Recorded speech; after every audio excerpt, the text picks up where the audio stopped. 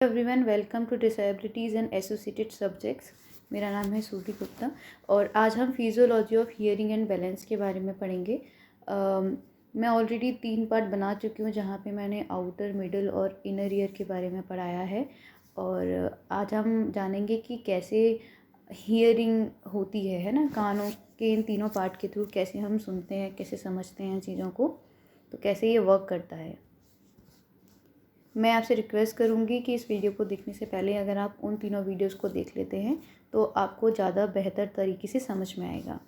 ठीक है, तो सबसे पहले हम जानते हैं, ये चीज़ हमने फर्स्ट वीडियो में ही देखी थी कि जो साउंड वेव होती हैं वो क्या करती हैं, हमारे आसपास कंपन पैदा कर देती हैं। ठीक है, साउंड वेव जो होती हैं, ठीक है, तो हमारा जो पिन्ना होता है जिसको हम ऑरिकल भी कहते हैं, ठीक है, तो वो क्या करता है कि हमारे एनवायरनमेंट से साउंड को कलेक्ट करके हमारे ईयर कैनाल या फिर एक्सटर्नल एकॉस्टिक मीटर्स, जो भी आप इसको कहें, वहाँ तक उस साउंड वेव को पहुँचाता है। और फिर वो साउंड वेव हमारे टिम्पैनिक मेम्ब्रेन, ईयर ड्रम को हिट करती हैं, तो फिर उसके बाद वो किस में कन्वर्ट हो जाती हैं, वाइब्रेशन में।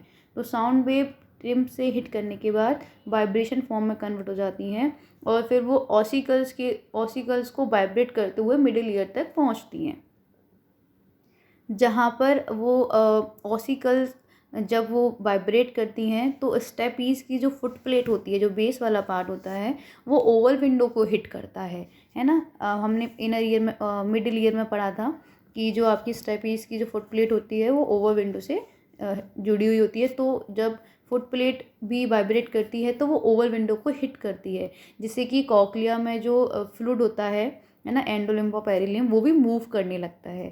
ठीक है, जिससे कि जो कॉक्लिया के जो हेयर सेल्स होते हैं, ऑर्गन ऑफ कॉटाई जिसको हम बोलते हैं, हमने 3rd वीडियो में पढ़ा था, तो वो इसको स्टिमुलेट कर देता है। जब वो स्टिमुलेट होते हैं तो जो हेयर सेल होते हैं वो क्या करते हैं, बैंड हो जाते हैं। ठीक है, स्टिमुलेट होने के कारण। और जब वो बैंड हो जाते हैं तो वो नर्व इम्पल्स जनरेट करते हैं। ठीक है, इलेक्ट्रिकल सिग्नल्स जनरेट करते हैं।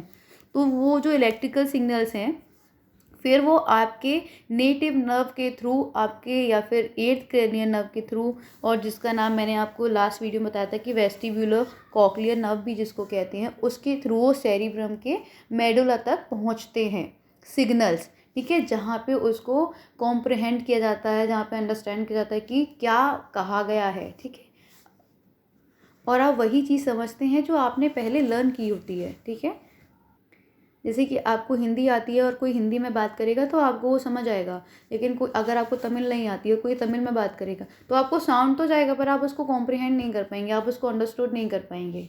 ठीक है,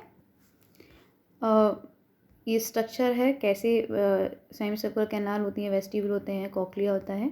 अब हम बात करते हैं physiology of balance and posture. ठीक है, लास्ट वीडियोस में मैंने बताया था कि सेमी सर्कुलर कैनाल और वेस्टिब्यूल जो होते हैं वो आपके सेंस ऑफ बैलेंस होते हैं, और जो आपका कॉक्लिया होता है वो आपका सेंस ऑफ हियरिंग का काम करता है। ठीक है, तो सेमी सर्कुलर कैनाल और वेस्टिब्यूल, जिसमें कि वेस्टिब्यूल में हमारे यूरिकल भी आते हैं और यूरिकल और सैक्यूल दोनों आते हैं, जो कि बैलेंस का काम करता है। ठीक है, और जो आपकी 3 सेमी सर्कुलर कैनाल होती हैं वो इस तरीके से अरेंज होती हैं कि आपके हेड के पोजीशन को समझ जाती हैं।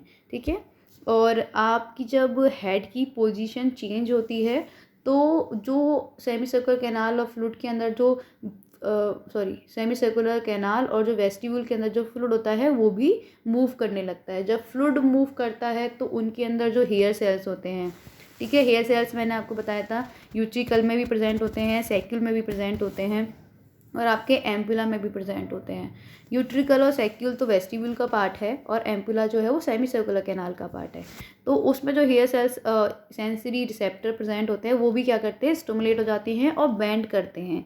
जब वो बैंड करते हैं तो नर्व इम्पल्स जनरेट होती हैं। सिमिलरली जैसा पहले होता था कॉक्लिया के लिए, सेंस ऑफ हियरिंग के लिए, तो नर्व इम्पल्स जनरेट होती हैं, जो कि आपके जब वो इम्पल्स जनरेट होती हैं तो फिर वो आपके ब्रेन तक, है ना, नेटिव नर्व के थ्रू ब्रेन तक आपको पहुंचाती हैं सिग्नल्स को, जिससे कि आपकी बॉडी बैलेंस में आती है। ठीक है, तो मेन काम क्या है इनका, बैलेंस का और पोस्चर का।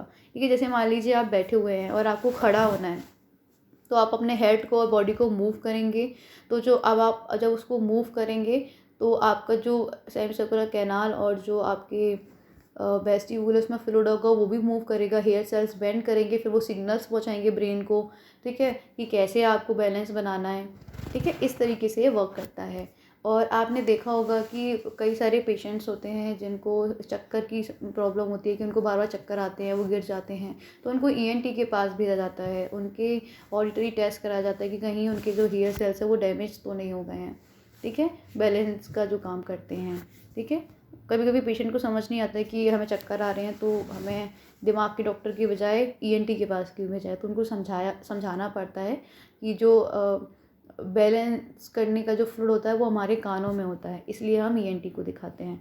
And thanks for listening. If you like the video, please share.